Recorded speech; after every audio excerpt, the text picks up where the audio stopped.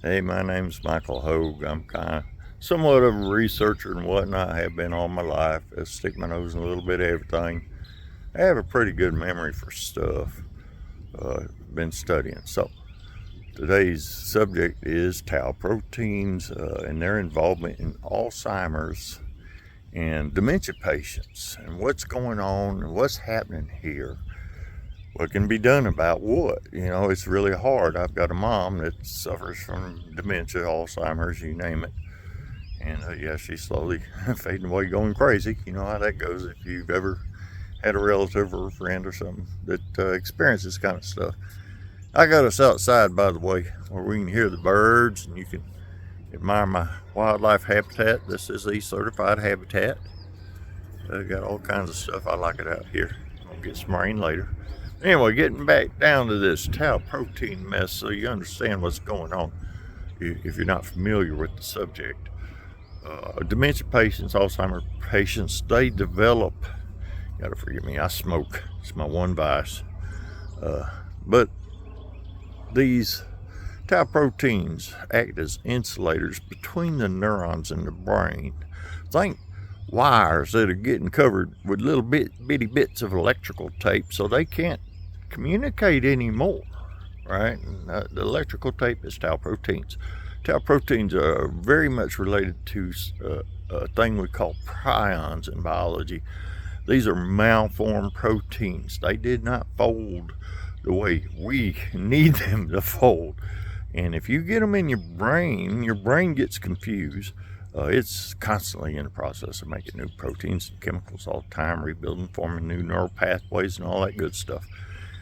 And it sees these tau proteins, or in the case of prions, a prion, which is a malformed protein, and it starts making copies of them instead of what it meant to make, which would be something to help you think better. And yeah, it don't happen. If it's prions, it's going to start eating holes in your brain, and you're going downhill quick, which is why you don't eat human brains, as the New Guinea tribes found out. We had to tell them that. Quit eating your brothers. Their brains is making you stupid. Which nowadays, if you're eating human brains, there's already something off, okay? You need to go see a doctor right away and put an end to that. But these tau proteins, they form over the ends and they go up the myelin sheaths. Now, the brain is a remarkable organism, all right? It's just like the rest of your body. It's constantly growing new things and connections, and it sees a blockage, and it'll go ahead and try to form new connections. Of course, it's fighting. When you're getting old and you got enough density of the tau proteins, you're getting into a cascade effect where the more you got, the more you're going to get. More begets even more. That's the big trick in prions too. You get one, then you got 5, then you got 20, and then you got 1,000. Real, literally go up stupid, not knowing a thing. But these tau proteins seem to really latch on to in the ion exchange areas between the neurons. Meanwhile, the brain is attempting to form new connections in neurons. However, in Alzheimer's patients and whatnot, the protein formation is faster than the neurons can circumnavigate. Old age and things grow slow, heal slow. But what I found working with my mom and some of her mental health issues is that if you keep repeating a subject long enough on a day-to-day basis, and I'm trying to modify her behavior. She's always been a worry, just terrible worry. That's been her whole life. Bathed and sucking up the worry. Addicted to it, actually. It's a mental, psychological thing. Addicted to the brain chemicals and the excitement that worry produces. It's better than feeling nothing. She feels that. But due to her dementia, any mental health treatments, especially in terms of a cognitive disorder, they're going to take a long time. But amazingly, after 4 or 5 years of stressing and teaching, and I have to kind of be a little hard with her. This ain't nice. I'm not a nice friendly pat you on the back and it's hugs and kisses mental therapy, where I'm going to keep dragging you along for the next 10 years to suck the dollars out of you. I was a volunteer. I don't believe in taking money for that stuff. And I have a lot of people. But they got to be willing to be helped. And with the dementia patients, I found that in this case, we have simple things. She gets the spam phone calls all the time. And of course, they want to get you all worried and excited, and Lord knows they do. And she won't quit answering that phone. Yeah, it's a habit, I can't help it. She won't read the caller ID either. But I've found that grinding on her and pushing and grinding over time, it seems you can build enough bypass neuron connections to make those alterations in their behavior over time. It's a constant hammering thing. With her, well, she calls me daily, so always the same thing. I got a call, somebody died, somebody kidnapped, something to worry her. It's because some spammer wants her info, and she will give a lot of it, and I don't like it. But in order to cut that back and try to get her to quit worrying and live a happy end of her life, I really would like her to be happy, not be worrying about all this crap she ain't got no business or need to worry about. Her family's taking care of her. But she insists on worrying. However, the feeding these tau protein formations, I mean, there's nothing we can do chemically.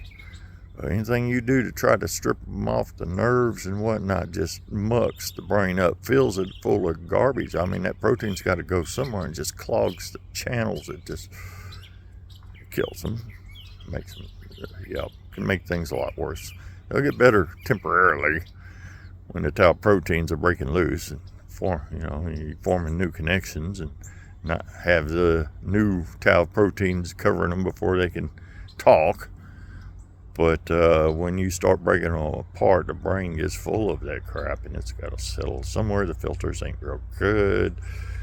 Sleeping helps clear the brain of the garbage, but deep sleep, you can't sleep your life away. Ain't gonna fix nothing. You have not uprooted the cause. You're simply treating symptoms. And until we can uproot the cause, we're simply down to treatment. And in this case, I have learned, for one thing, a lot about this, more than most people want to know, that communication between neurons is so very important to human thought. And it's being destroyed and covered by tau proteins. Just a big rubber block, you might look at it that way.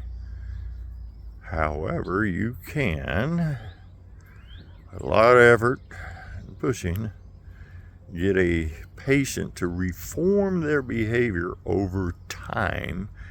And I theorize this is because the new neuron pathways are being built. And by doing things daily, you're building a quote-unquote habit, which in this case is made of many little neurons bypassing the original area of the problem until they, too, of course, get coated in tau protein. Anyway, that's the end. Ain't much. Maybe it'll help somebody. But when it comes to your afflicted parents, remember this.